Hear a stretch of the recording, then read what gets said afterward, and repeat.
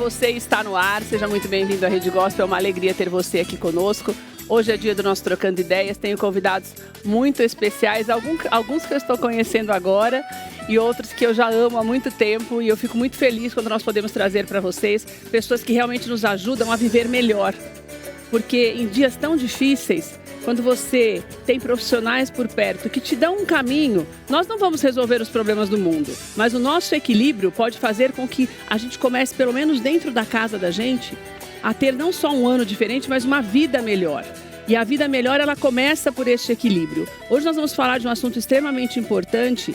Houveram muitos casos terríveis, feminicídios em um aumento tão grande. É muito difícil para você falar de números quando nós falamos em feminicídio, porque eles têm crescido tanto e de uma maneira tão absurda que nos assusta cada vez mais. Mas a violência, do modo geral, tem feito isso. E nós vamos conversar em detalhes sobre isso e vamos falar para você das maneiras que você pode educar a tua mente para não entrar num pânico que te faça ficar dentro de casa por medo. Porque isso também acaba tirando a sua saúde. Então nós vamos falar sobre isso e você vai entender também o porquê dessa violência tão exacerbada. Profissionais que trabalham nessa área, pelo olho mesmo já começam, e pela experiência que vão adquirindo ao longo dos anos, já começam a perceber isso. Tanto de um lado quanto do outro. Isso nos ajuda também a mantermos esse equilíbrio e entendermos que mesmo diante de um cenário caótico, existem muitas pessoas boas no mundo. E é em cima disso que nós precisamos nos firmar para termos uma vida mentalmente mais saudável. Nós vamos falar bastante sobre isso. Antes eu quero agradecer a tia Cris, da Cris Delivery. O Instagram está aí na tela para você, porque ela fez essa mesa linda. Olha só que delícia. Tudo para os nossos convidados que merecem ser bem recebidos. Então a gente agradece demais a tia Cris. Muito, muito feliz por tê-la aqui já neste começo de ano. Muito obrigada por essa mesa tão deliciosa, tudo fresquinho que a tia Cris faz para a gente com tanto amor. E também muito obrigada a Sodier Doces, que nos mandou o bolo. Beijo para a tia Cleusa. Bolo sempre delicioso, uma alegria ter essa parceria também com a dona Cleusa e com a Sodier. Olha, antes de começarmos a nossa conversa, também não posso deixar de te convidar para estar conosco no dia 4 de junho, na maior Marcha para Jesus do mundo, que acontece aqui em São Paulo. E os convidados, como sempre, são incríveis, para a maior de todas que nós já fizemos, tenho certeza, e esperamos por você. Olha quem vai estar conosco. Marcha para Jesus 2026 é dia 4 de junho e as atrações já estão confirmadas. Renascer Praise,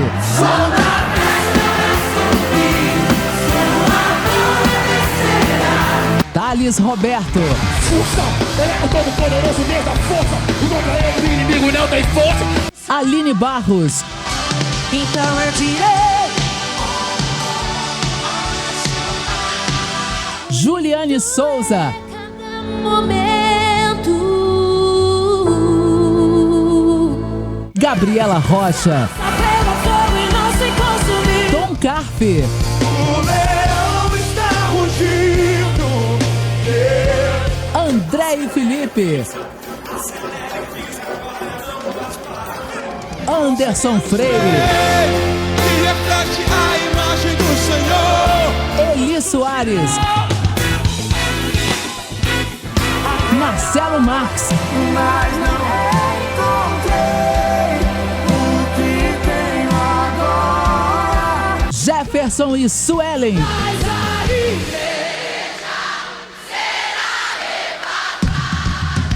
e muito mais. Os maiores nomes do gospel nacional reunidos na maior Marcha para Jesus de todos os tempos. Marcha para Jesus em São Paulo. É dia 4 de junho. Imperdível! Olha, e tem aquele esquenta, né? Porque essa marchona, que é a maior de todas, acontece dia 4 de junho, mas nós temos também em Francisco Morato, dia 21 de março, sabadão, e em Cotia, dia 1º de maio. Já te convidamos a estar conosco nestas marchas também. E já anote aí, porque é feriado de Corpus Christi, em 4 de junho. Esperamos por você nesta quinta-feira, certo? Não se esqueça, para ter mais detalhes, nós temos marcha o ano inteiro. Então você pode entrar no site marchaprajesus.com.br e lá você tem todos os endereços e dias das Marchas para Jesus que vão acontecer ao longo desse ano, certo? Vou dar uma paradinha rapidinho, no intervalo nós já voltamos com os nossos convidados, vou apresentá-los para você e nós vamos começar a conversar. Não saia daí não, que é rapidinho. Muito obrigada por você estar aqui com a gente. Quero já agradecer demais pela tua companhia. Fique aqui, nós vamos falar de um assunto sério, mas eu tenho certeza que você vai aprender muito com os nossos convidados. O Dr. Fábio Costa está aqui com a gente. Doutor, uma alegria te receber. Obrigado. Seja muito bem-vindo. Espero que seja a primeira de muitas vezes. Se Deus quiser, será. Dr. Fábio tem estado à frente de casos muito importantes, não só ao longo desse ano, mas ao longo da carreira dele. E, inclusive, o caso da Tainara, que ficou tão infelizmente, né, famoso.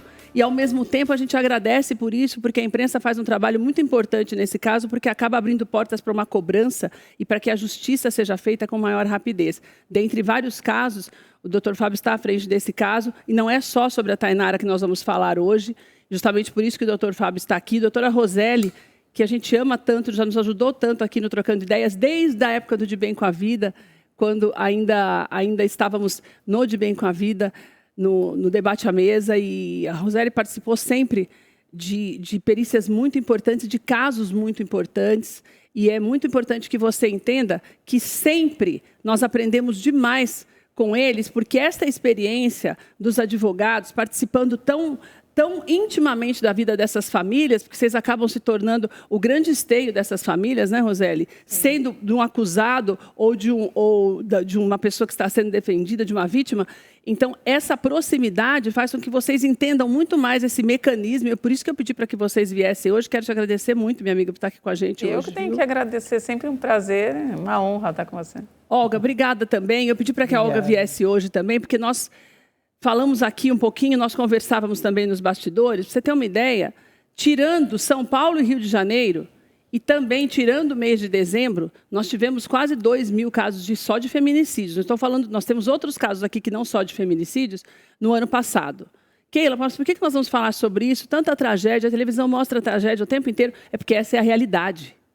E a gente só consegue enfrentar a realidade quando nós aprendemos a olhá-la de frente e termos os olhos olhando de uma maneira diferente para tentarmos ser saudáveis diante de um problema como esse. Por isso que eu pedi para que a Olga viesse, porque a gente tem visto, e Roseli e a Olga falava sobre isso também, o número de suicídios é tão alto nessa época do ano também, de final de ano, comecinho de ano, mas tudo isso mexe muito com as cabeças das pessoas. Então, com a cabeça das pessoas, aliás. Então, nós precisamos conversar, mas dando esse direcionamento diferente. Doutor Fábio, eu queria começar com você. Nós selecionamos vários casos, eu passei para você, para a Rosélia, justamente para a Roseli, perdão, para nós falarmos sobre isso. E é impressionante, por exemplo, a gente tem o primeiro caso que foi em janeiro, que foi de envenenamento no Piauí, que a gente já nem se lembrava mais, né, Fábio? Sim. O meu desespero falando sobre isso é justamente isso.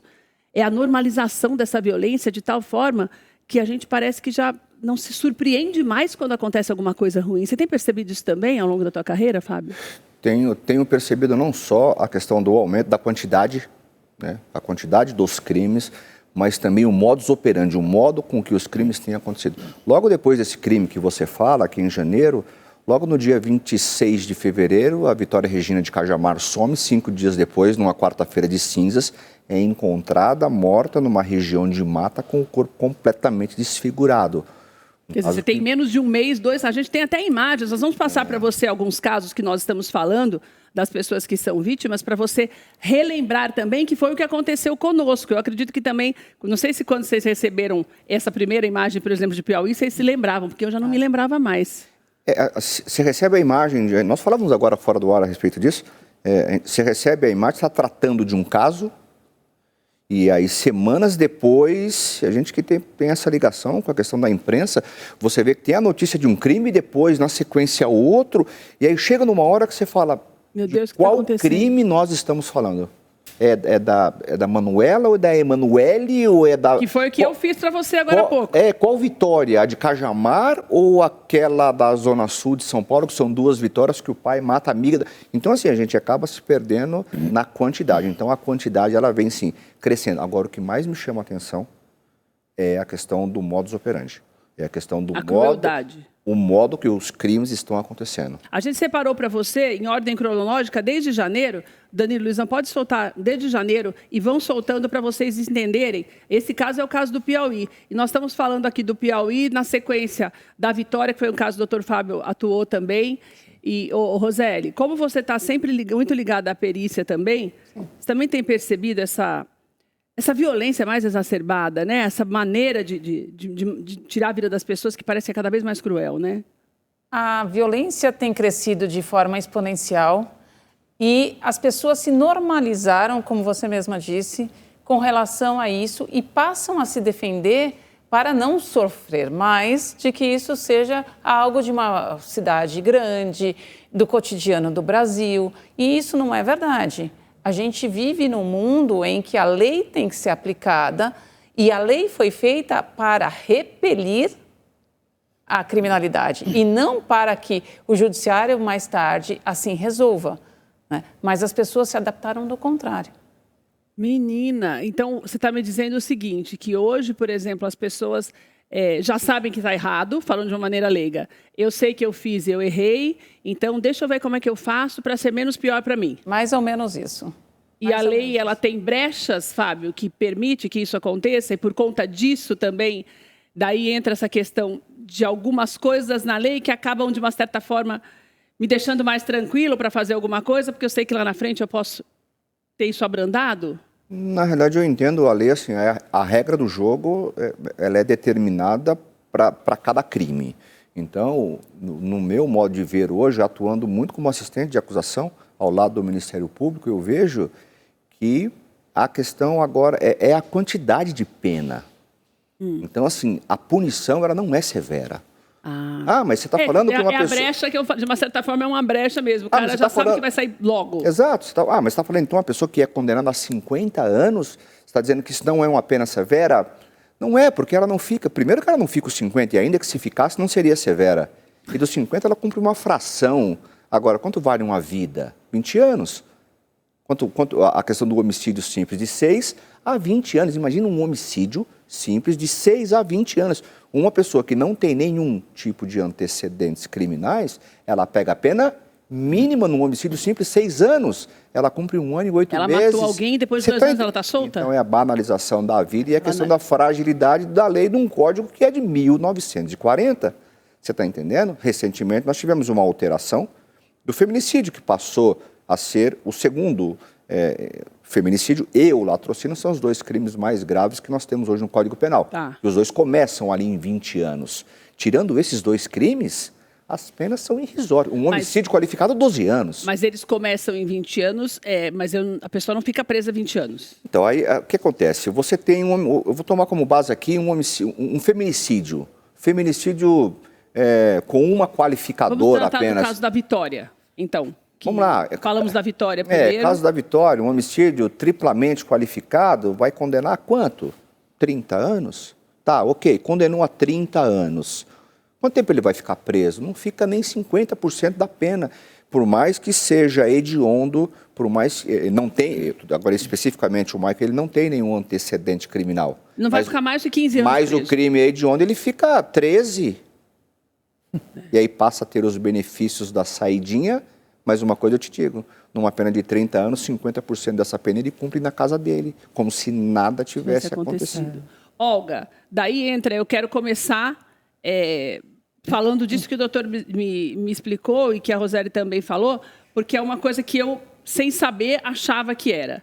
Eu acho que a mente da gente, isso falando de um modo geral, para todos nós, porque eu imagino assim, fazemos alguma coisa errada, parece que a gente sabe até onde nós podemos ir.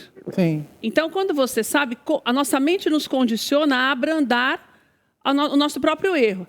Depois eu tento fazer melhor. Então, isso no dia a dia, falando de coisas que a gente erra, se quebrar um copo, né? Falando de pessoas idôneas.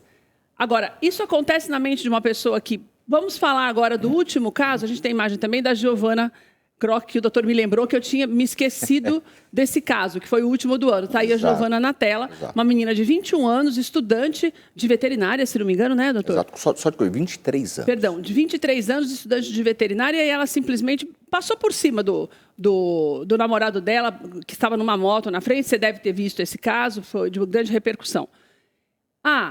Tudo bem, eu não pensei para fazer, que com certeza é o que ela vai dizer, tomava remédio e tal. Mas a mente da gente, ela não vai se moldando para amenizar o nosso erro, e daí a gente já sabe, por exemplo, que uma punição é menor e, consequentemente, eu vou requintando aquilo que eu vou fazendo.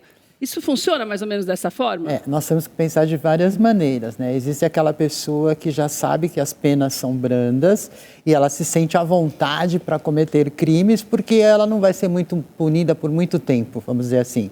Agora, existem casos em que uma pessoa pode estar sendo maltratada, desrespeitada, magoada, e aí você chega num nível de estresse tão elevado que você perde o seu raciocínio, você age como se você fosse um animal, porque no fundo nós somos animais. Então você age dessa forma. Então, por exemplo, eu não aguento mais ser torturada pelo meu marido.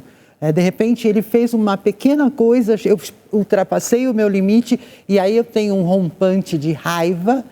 E na raiva a gente quer socar, a gente quer bater, a gente quer ferir a pessoa. Isso é do instinto mesmo. Que nós também temos o caso da Juliana. Então. No mês de julho, se não me engano, nós entrevistamos a advogada da Juliana na época. Felizmente não morreu, porque a Juliana é um milagre. Essa moça é um milagre. Sim. A gente tem imagens da Juliana aí, e ela está se recuperando. E houve esse rompante, que também a possibilidade dele ficar preso muito tempo não é grande, até porque não matou. Não é, doutor? Na verdade, você tem aí uma discrepância muito grande entre matar e não matar. Às vezes o resultado pessoal da pessoa, ela está numa linha tênue entre viver e morrer. Sim. Pessoalmente falando. Agora, juridicamente falando, é um absurdo, é uma piada. Você responder... Na verdade, não matou ali porque não deu tempo, alguém chegou. Um exemplo claríssimo que eu vou te dar, eu acho que nós vamos falar desse caso, que é o da Tainara. Ela ficou 24 dias internada. Ele estava respondendo porque tentativa de feminicídio. Agora, quando você arrastar uma pessoa amarrada num carro por 1 quilômetro e a pessoa logo na entrada, que foi no primeiro dia... Volta. Não, assim, ela aconteceu no sábado. Na primeira entrada dela no hospital, a mãe já assinou um documento para amputar as pernas. E ela tinha praticamente 75% do corpo sem pele. Quando que isso é uma tentativa? Mas ele responderia por tentativa de feminicídio e a pena é ridícula. Ridícula. Agora não mais. Se ela não tivesse morrido, não seria nem...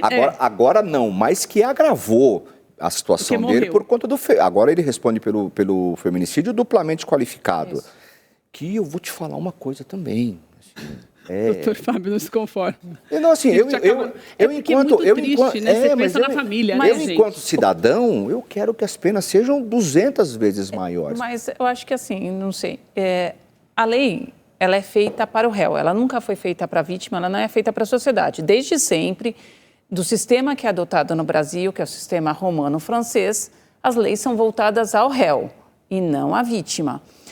Tem se repensado no Congresso um pouco, mas endurecer a pena não resolve. O que resolve é educação. Exatamente. Prevenção. Fato que o Brasil... fecha os olhos. Então, a gente não tem uma boa investigação, a gente não tem uma educação de base na escola que ensina que a menina tem que ser tratada assim ou assado, a forma com que uma arma de fogo foi feita para matar e não é aquela beleza que os filmes trazem, aquela coisa bonita, fantasiosa, que as pessoas fantasiam em cima de séries, filmes, etc., e replicam isso para a vida, né? Endurecer a pena por si só não resolve o problema.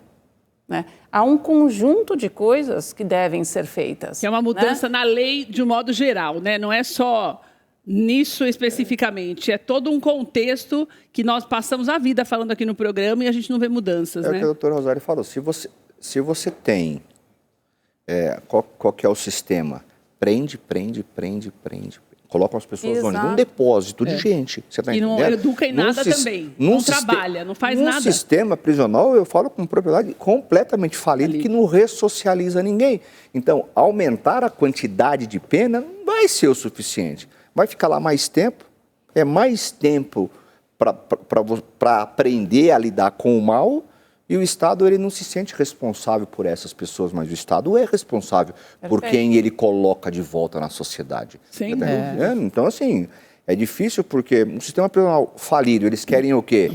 Baixar a maioridade penal, ou seja, punir aí os jovens, não mais pelo ECA, sim pelo Código Penal, para jogar lá dentro, para conviver com pessoas que são, às vezes, criminosos de carreira. Qual é a chance dessa pessoa ingressar na sociedade, reingressar na sociedade de forma melhor? Zero.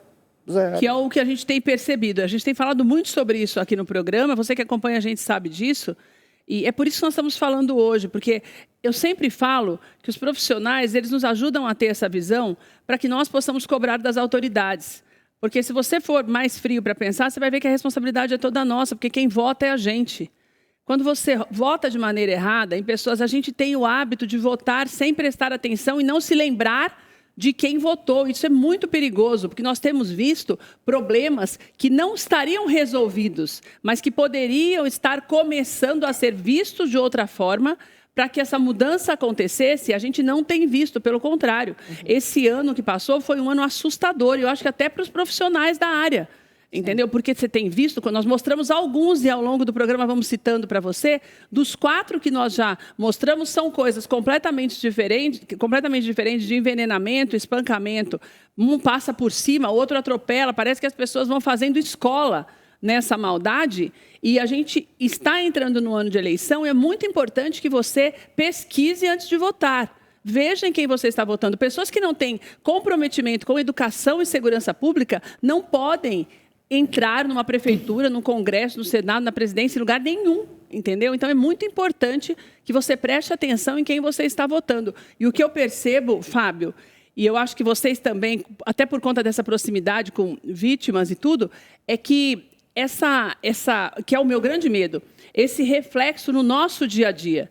Porque parece, como você normaliza o desequilíbrio, a Olga falou, no caso da Giovana, a gente vê claramente um desequilíbrio. Você está lidando com a família da vítima, a gente vê isso. Nunca que o menino vai imaginar que essa namorada dele, ou mesmo que tenha brigado, vai sair com o carro e passar por cima dele. Né? Então, são coisas que vai afetando de 2 formas, Olga, eu quero que você explique isso. A vida da gente. O primeiro é esse medo. Que daí você sempre acha, eu falei para eles de um caso que aconteceu ontem, no interior, que o menino teve uma briga no trânsito, daí o rapaz do carro perseguiu a moto, atirou, a menina morreu, nem conversou. Quando a moto parou, ele atirou, matou a menina, a namorada do menino, e o outro está internado em estado grave, um menino de 19 anos. Então, o que eu percebo é, temos medo de sair de casa. Sim. Até porque hoje você é assaltado por causa do celular e as pessoas morrem. Até esqueci desse caso que também teve do ciclista, né? Que eu nem relacionei. E tem essa coisa vamos dizer assim, da frouxidão que essas pessoas veem na questão da punição. Como é que a gente lida com isso para não entrarmos nós numa síndrome do pânico? Porque quando você começa a ficar com medo de tudo, é automático. E isso não escolhe vítima. Ninguém quer ficar em pânico e automaticamente a gente acaba sem perceber, quando você vê, você tem medo de tudo. Não é, Olga? E o medo nos paralisa, muitas vezes nos impede de seguirmos a nossa vida. Então, é muito comum, por exemplo, a pessoa, mas eu não posso sair sem o meu celular, então também não vou sair de casa, vou ficar em casa. Então, nós temos que entender que existe o perigo, sim, mas existe como você tentar se proteger desse perigo, você evitar esse sofrimento. Então, por exemplo, as pessoas de bem hoje, elas estão trancadas dentro da sua casa com um monte de grades, elas não têm a liberdade de circular na rua a hora que elas quiserem, com o celular delas, com os pertences delas, elas não têm. É como se as cidades estivessem invadidas pelos bandidos e nós somos os reféns desses bandidos. E onde está o grande problema? Como é que a gente acaba com esse medo? Primeiro, educando melhor as pessoas. Tudo começa dentro da família. O problema está dentro da família. Que famílias nós temos hoje? A grande maioria das famílias é de famílias de pais separados, que muitas vezes estão em conflito, que não educam esses filhos, que delegam a educação para a escola. A escola é muito importante, sim, mas a educação dentro de casa é fundamental. Então, veja, você orientar os seus filhos, você orientar as pessoas mais velhas, que são de uma outra época, onde você circulava normalmente pela rua, né? Os mais afetados são os idosos, porque por conta dos problemas de locomoção, enfim, de uma série de problemas que eles têm, eles ficam trancados em casa. E eles envelhecem muito mais rápido e adoecem muito mais rápido também, porque para eles é muito importante ir para a rua, conversar com pessoas. Nós somos seres sociais, nós precisamos interagir com as pessoas. E nós temos que considerar também um outro fator, que o Brasil é o país mais ansioso do mundo. E aí as pessoas estão extremamente ansiosas, então elas não estão no seu normal, vamos dizer assim, o nível de ansiedade é mais elevado. Então, é aquela coisa, a pessoa já não está no seu normal, qualquer coisa é motivo para ela fazer uma bobagem. Então, por exemplo, briga de trânsito, onde já se viu, de repente um xinga o outro xinga o outro e está tudo bem, vamos cada um para o seu lado. Não, a pessoa se sente extremamente ofendida e vai lá tirar satisfações. E hoje em dia ter uma arma é a coisa mais fácil, mais comum. Em qualquer lugar você encontra uma arma, de forma lícita ou ilícita também. Então, tudo isso colabora para quê? Para que as pessoas de bem se sintam encurraladas e não queiram ir para a rua. E isso gera muito mais problemas sociais. É aquela velha história, quando a população não ocupa os espaços da sociedade, quem ocupa? A criminalidade, né? Exatamente. Vocês têm percebido também, uma coisa, eu estou vendo aqui o caso da Larissa, que foi em março, que é a professora de Pilates. E ela chamou a atenção porque ela foi morta numa emboscada entre os... Não sei se vocês se lembram disso, entre o marido e a própria mãe dele, né? Sim. Então, daí entra isso que a gente está falando aqui, por isso que eu lembrei desse caso, que é essa história de dentro de casa você já vê esse desequilíbrio, né? Vocês percebem isso também quando vocês conversam com as pessoas nas famílias? Não só há um desequilíbrio familiar, mas há um desequilíbrio social. E aí há um preconceito, e aí a doutora pode até falar. As pessoas têm um preconceito de procurar um profissional de psicologia, um profissional de psiquiatria. Sim. Da qual, muitas vezes, é uma terapia, é um remédio que te ajudaria a entrar nesse equilíbrio. E quantas vezes a gente está num processo que a gente vê mesmo, a pessoa passa por uma perícia e ela tem um desequilíbrio efetivo, orgânico, mental, né? Faz com que ela cometa coisas horríveis e, obviamente, a gente tem aqueles que já nascem com um caráter desviado. E aí a gente tem os psicopatas, as condutas não sociais, enfim. Mas há esse preconceito e aí... Buscar ajuda, né? Buscar ajuda. Que pode ser, a gente tem imagens da Larissa também, que foi o caso de março, que pode ser isso também, né? Pode. Desequilíbrio quando você vê as pessoas estão fazendo coisas que nem elas imaginavam que fariam. Que pode ser e que não foram auxiliadas no momento correto e aí acontece uma tragédia desse tamanho que acontece com a menina em março. Porque quantas delas têm iguais a essa durante o Brasil? Muitas. Né? Mas também a gente tem aqueles em que não conseguem fazer prova de que não foi isso. Né? O sistema prisional do Brasil ainda precisa evoluir muito, né? Seja para a vítima, seja para o réu. É que soa pejorativo você falar que está indo num psiquiatra, né? Soa meio estranho. A gente sempre fala sobre isso aqui, que as pessoas acham que já é coisa pra gente louca. Né? Você não é muito bem... Você vai buscar, você é doido. Você não é muito bem visto quando você fala, olha, na quinta, a gente se encontra na quinta, mas depois da terapia. Você estava de terapia? Então soa pejorativo quando você fala isso. E aí, quando você olha um processo criminal, por exemplo, e aí a questão da estruturação da família, por exemplo, Giovana Procchio da Silva, uma menina estudante de 23 anos, né, já com um histórico de depressão, a madrasta médica já sabia desse comportamento dela, a madrasta médica já prescrevia remédios controlados para ela, já sabia desse histórico dela, já sabia das brigas que ela tinha com o namorado. Vai com ela, ela dirigindo. E quando nós estamos falando de brigas, brigas no sentido de, tipo assim, dela ir lá, bater, arranhar, machucar. As mensagens dela eram assustadoras, no sentido de, eu dou 5 minutos para você chegar em casa. Se você não chegar, eu vou cortar o seu pescoço com uma linha de pipa.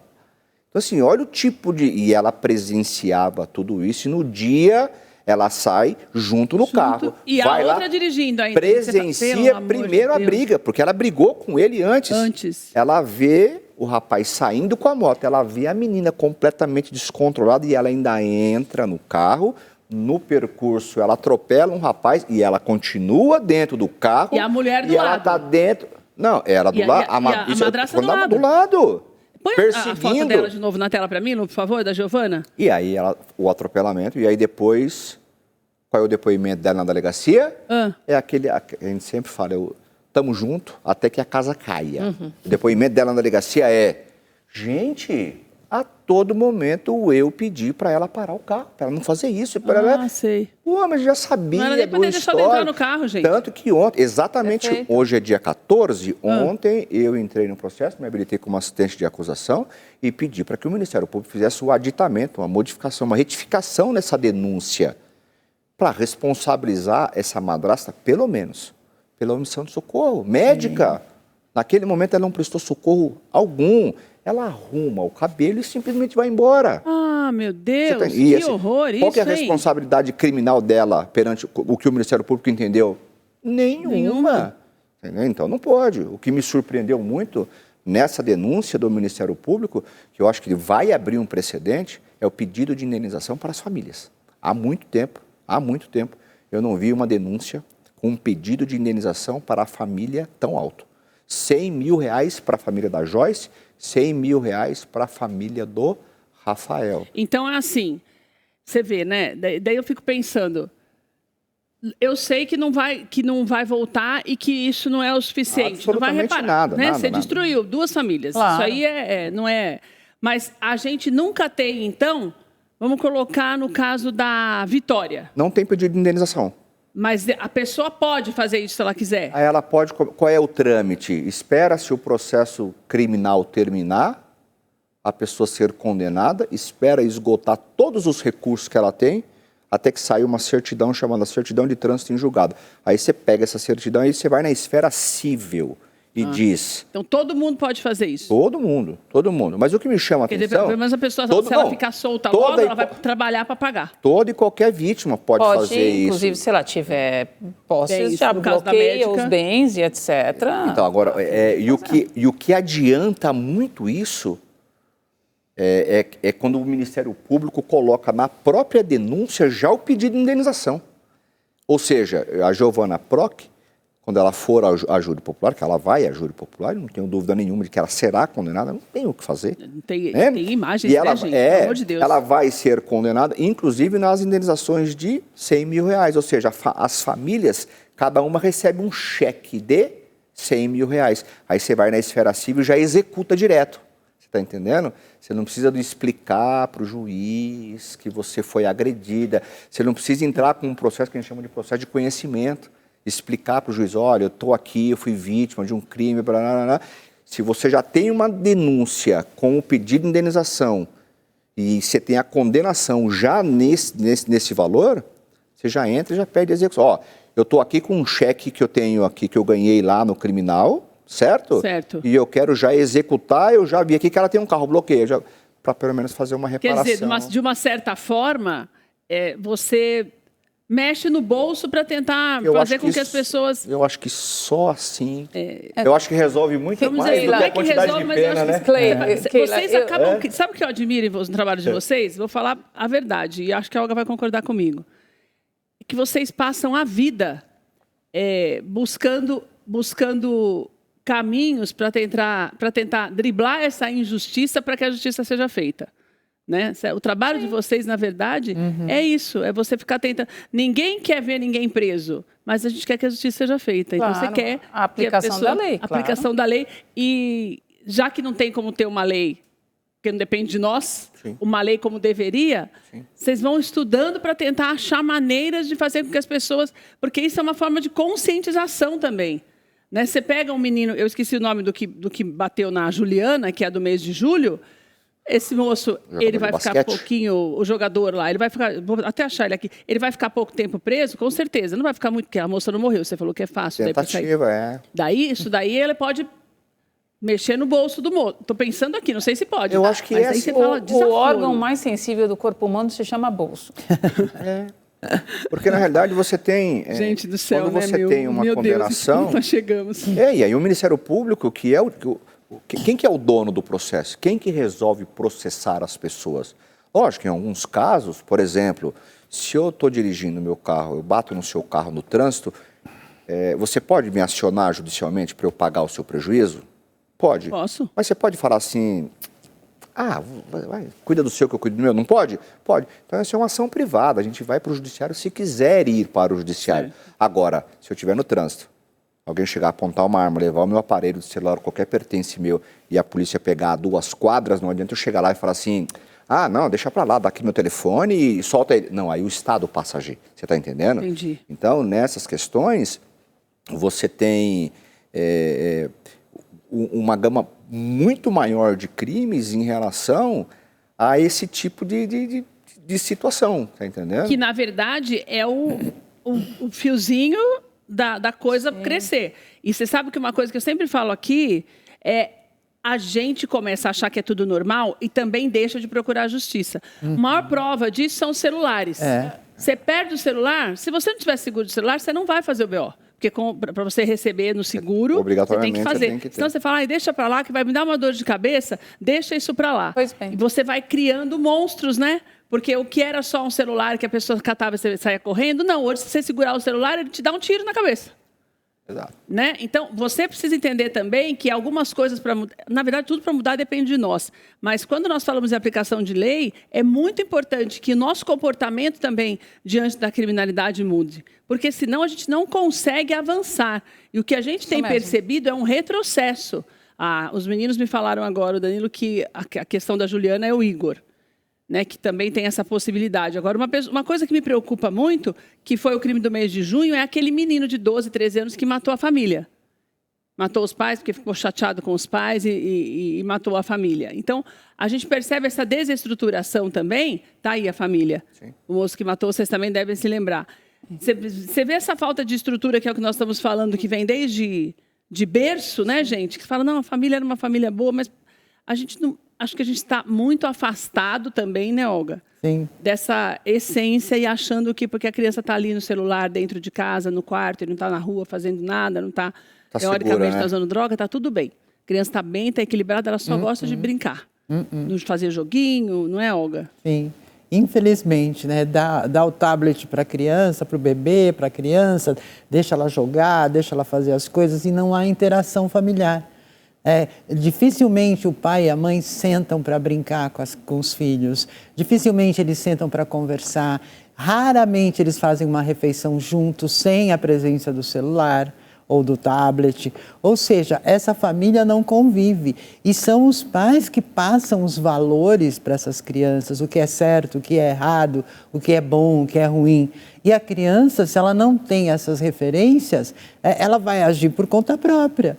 Então, se ela vê, por exemplo, ela assiste um filme, ela assiste um desenho, e lá o super-herói dela mata todas as pessoas ruins, ela se acha no direito de fazer a mesma coisa que o super-herói. Ela não tem esse crivo do que é certo e do que é errado, que ela não aprendeu dentro de casa, com a família. E cresce sem saber. E cresce sem saber, exatamente. É isso que nós estamos vivendo hoje. A quantidade de bandidos que nós temos aí, né, eles não vêm de uma família estruturada, eles não tiveram uma boa educação. E isso colaborou para que eles também não tenham medo de nada. Eu faço, não acontece nada, dá tudo bem. É como diz aqui no Brasil, né? Tudo acaba em pizza. Isso. Né? Na realidade, você tem essa questão da família, você fala, mas para educar, quanto tempo vai levar para você começar a educar agora? Demora. Quanto tempo? Vai demorar. Mas assim, se não começar, nunca vai acontecer. Exato. Mas você tem um problema mais grave ainda, né? Porque hoje a gente vive num mundo muito globalizado. Então as crianças aprendem muito rápido, tudo é muito rápido. A vida passou a ser efêmera. Sim. Então a gente vê, quando a gente trabalha em casos de menor infrator, por exemplo, né? É tudo muito rápido, eu quero tudo rápido. O pai não está presente, a mãe não está presente, às vezes quer suprir com um presente, é um celular.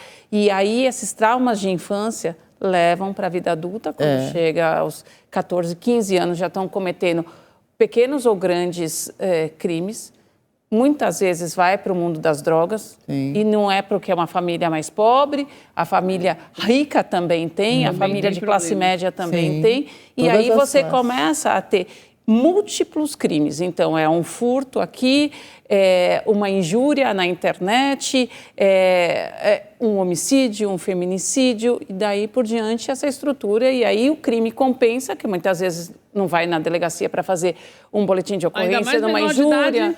idade. E aí você vai deixando, e aí cria-se uma sociedade Os realmente... benefícios que a lei tem, por exemplo.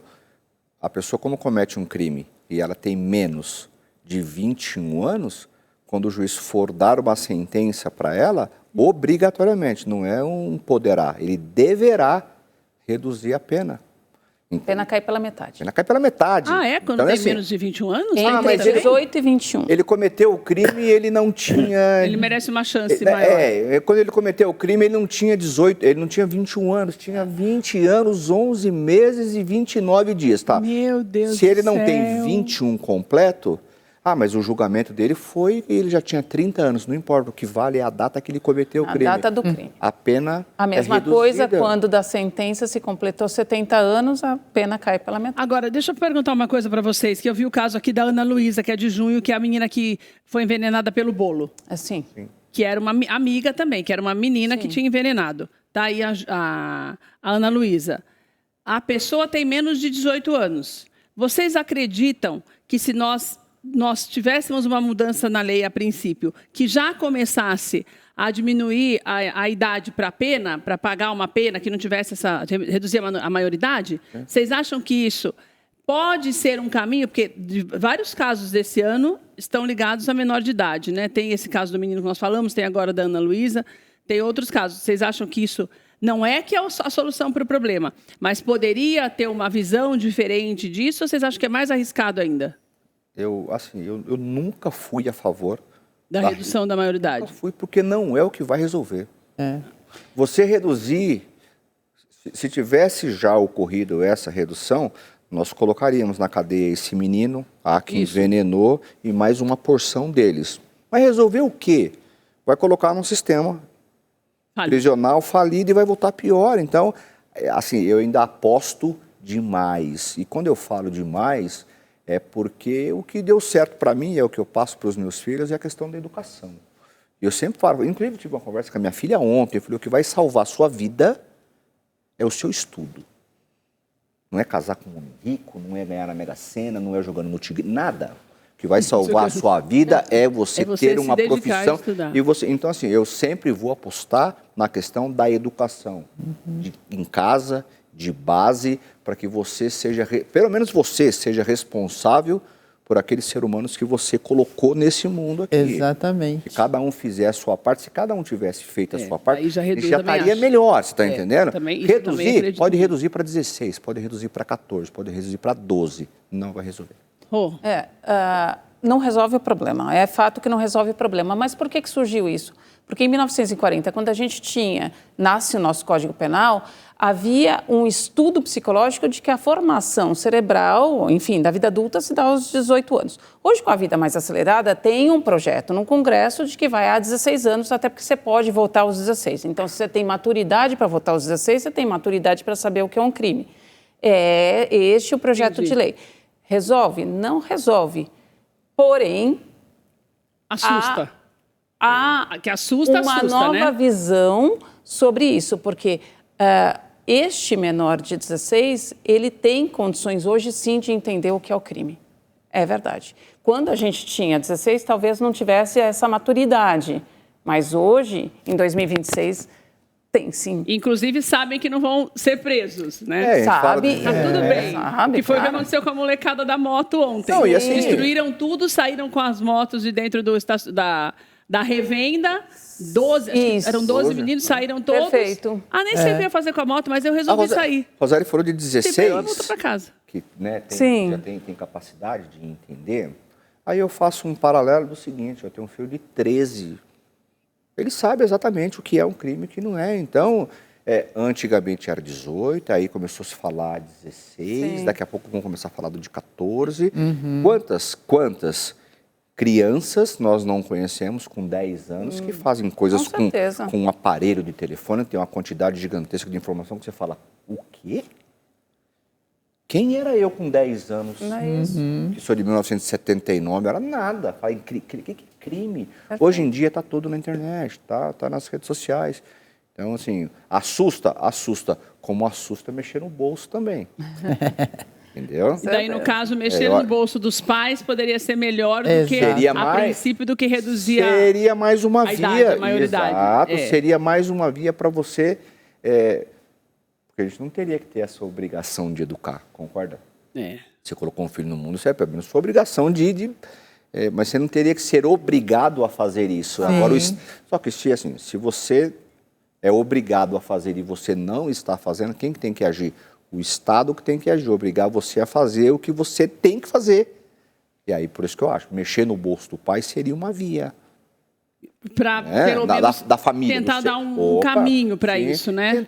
Tentar ter mais vias para que, de alguma forma, seja lá qual for, o que não dá para continuar do jeito que está. O que não dá para continuar do jeito que está. Eu acredito, assim, por esses anos todos, eu acredito que 2025, com todos esses anos trabalhando na área criminal, 2025 foi o ano em que eu mais vi crimes bárbaros. Eu também nunca tinha visto, por exemplo, não vi nada parecido caso da também. Tainara, eu nunca tinha visto algo nem parecido. Eu nunca tinha visto também. Nunca tinha visto. Não, Nem aí eu atuei há muitos anos atrás num caso tão cruel quanto este, em Ribeirão Preto. Ficou muito famoso o caso. Mas faz tempo, né, Rô? Faz uns 10 anos, mais ou menos. Onde houve um arrastamento, ali. Mas há tempos não se via tanta crueldade. E muito, é o que nós falamos, num curto espaço de tempo. Sim. Né? É uma crueldade atrás da outra. Uma crueldade atrás da outra. Se perde nos nomes, né? A gente tá falando aqui. porque Mas qual que é aqui? ainda... É o Igor? Ou qual caso que é? O de cidade qual? Ribeirão Preto? Por exemplo, eu não falei da história do Gari de Belo Horizonte. Sim. Do Laudenir. A gente tem imagem também do Laudenir, que é muito sério e muito grave. A delegada perdeu o posto, né, e tudo, o rapaz está preso, vai ser julgado também, uma morte que ninguém entendeu direito, não tem o menor sentido, né, então são vários casos que a gente nem tem tempo de falando tudo para você. Dr. Rui também foi uma audácia, né, porque você vê que os bandidos guardaram no lencinho, como dizia minha avó, né, esperaram tantos anos, quando nem a pessoa mais lembrava de quem ela tinha prendido 10, 12 anos atrás. O próprio ditado diz, né? A vingança é um prato que se come frio. Né? Então, foi exatamente o que o crime organizado, pelo menos é o que está sendo apurado, o crime organizado guardou isso, né? Aquele ódio vai crescendo, né? E se vinga da vítima que sequer imaginava que ela fosse... Nem lembrava mais disso. Nem lembrava. Ô, Fábio, nós vamos caminhando para o fim. Eu queria te perguntar uma coisa. Eu sei que você lida muito mais com as vítimas, com as famílias das vítimas. Dentro do que você tem aprendido ao longo desses anos, como é que a gente pode... Não é que a gente não vai ser influenciado pela dor, porque somos, né? Porque somos seres humanos, estamos está dentro da nossa normalidade isso. Mas o que se aplica em você, que você acha que a gente consegue aplicar no nosso dia a dia para a gente não se desequilibrar diante de tanta tragédia? Eu acho que se atentar aos sinais. Eu acho que nada vem assim do acaso. Não é por acaso. Ninguém acorda e fala, vou matar alguém hoje. Difícil. Salvo raríssimas exceções. Vou dar um exemplo de alguns casos. O caso da Giovanna Proc. Era fato, era quase que público e notório que essa menina ia acontecer. Ia atentar contra a vida dele. Né? A menina estava na garupa, foi sem saber de absolutamente nada, mas qualquer outra que estivesse ali iria também, ela não se importaria em que se tivesse talvez a irmã dela, sei lá, de repente na garupa da morte. Então eu acho que se atentar aos sinais, porque principalmente quando a gente fala em casos de feminicídio, principalmente em casos de feminicídio. Isso é verdade. A gente tem a escalada da violência, que a gente fala. Eu tenho um programa em Campinas, programa social, que eu atendo mulheres que são vítimas de violência doméstica. Então, a gente vê de tudo. A gente vê mulheres que, às vezes, banalizando um exemplo. Mas ele é assim só quando bebe. Ele me bate só quando bebe. Não, ele me bate, mas em casa não falta absolutamente nada, viu? Esse dia ele jogou um controle lá, pegou aqui. Então, assim, se atentar aos sinais, porque as pessoas de fato, e não estou sendo pejorativo, as pessoas estão desequilibradas, Desequilibrado. doentes, Isso mesmo. você não tem coragem, soa pejorativo quando você fala num círculo de amizades ou no seu círculo profissional, que você, imagina um advogado que você cuida do problema da pessoa, você está procurando um psiquiatra para cuidar do seu, então, peraí, então...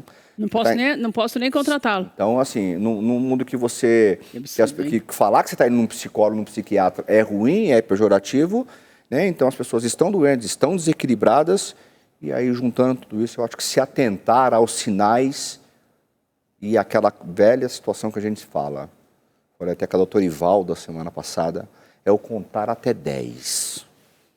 Eu acho que assim, porque o impulso, o instinto animal, igual a doutora falou, assim todo mundo tem. Para te fecha no trânsito e fala, nossa, eu estou de passar por cima dele. Né? Conte até 10. É 10, porque isso vai acabar. Se acaba uma menina que atropelou, que nem a Giovana, por exemplo, acabou só com a vida dos dois, não com a família dela também, porque o pai não tem nada a ver, a mãe, a família da vítima sofre, a família do réu sofre, tá entendendo? Todo mundo sofre, a sociedade sofre. Então, eu acho que, para resumir, eu acho que se atentar aos sinais do dia a dia, eu acho que é importantíssimo. Rô, família do réu, porque todo mundo é vítima, né? A gente não cria um filho para matar alguém. Não cria um filho para ser um assassino, para ser um bandido, para ser desequilibrado. Claro. Com certeza, essas pessoas também dão sinais como Giovana, né? Já ficou claro, dentro de tudo que já se tem de provas, que o doutor falou que nós nem sabíamos, isso não saiu ainda. Muitas das coisas que você falou aqui, que não tinha falado nada disso ainda, da responsabilidade dela. Como que essas famílias dessas pessoas, é possível, você acredita, com a experiência que você tem, essas pessoas elas dão alguns sinais também que é preciso que as famílias prestem atenção para nós, sem percebermos, não acabarmos dando munição para uma pessoa que é desequilibrada e que pode tirar a vida de alguém?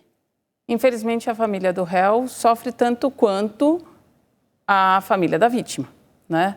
E muitas vezes, não é que ela não está atenta, é que depende do crime, o sujeito é dissimulado, então não vai ser tudo lindo dentro da família, quando está fora daquela região, ele vai praticar outros crimes. Em outras circunstâncias, a família realmente não se atenta, que é um caso, por exemplo, de alguém que tem uma bipolaridade, que tem uma esquizofrenia, que sofre de uma depressão, e as pessoas não se atentam. A depressão, ela não é porque a pessoa fica triste em casa, não é isso, ela pratica outras tantas coisas, né? Esse mundo da internet, onde as pessoas ficam lá o tempo inteiro, mas sabe o que eu acho, Keila? Acho que falta hoje muito, e as pessoas têm um pouco de vergonha também disso, de se apegar a Deus, se apegar a seja lá qual religião, né? Enfim, não tem mais.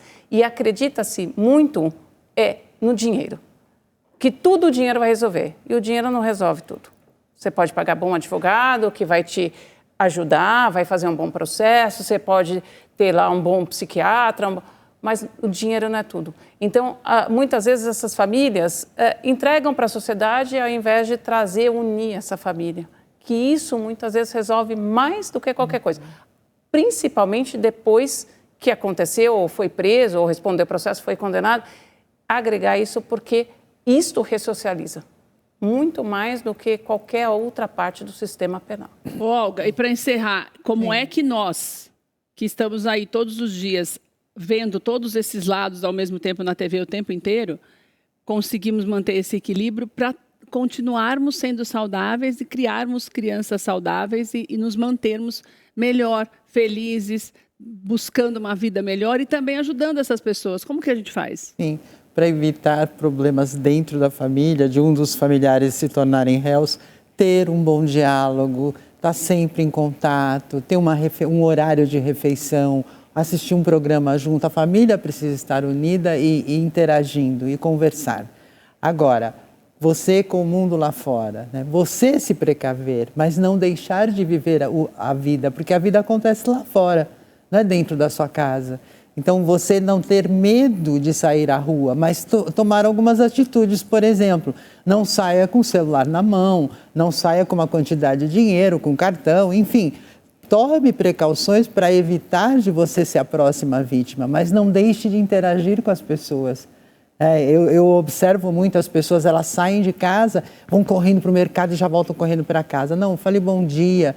Não existe mais essa coisa de você falar bom dia para o seu vizinho, de você parar para conversar com o dono do estabelecimento. Então, retomar isso é muito importante. Por quê? Porque quando nós temos uma relação grande com as pessoas do nosso entorno, nós também nos tornamos vigilantes e nos protegemos mutuamente.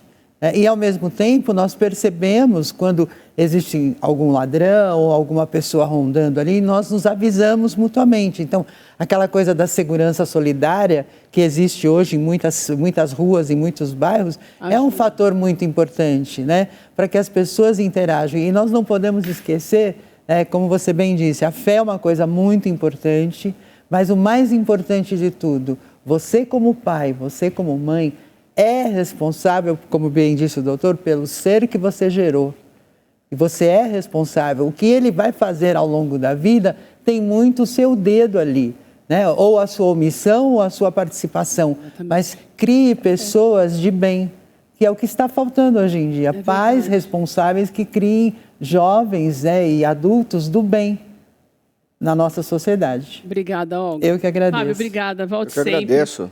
Rô, obrigada também. Obrigada a você pela companhia. E quero dizer uma coisa para você. Assista quantas vezes for necessário no nosso canal no YouTube a conversa com os advogados e também com a Olga, porque é muito importante que você encontre esse equilíbrio e entenda cada vez mais a importância deste trabalho que eles têm feito, que na verdade não é um trabalho de defesa ou acusação também, é de conscientização, para que nós cada vez mais entendamos a nossa responsabilidade em todo esse processo. E não esqueça o que eu te falei, a nossa responsabilidade está nos votos.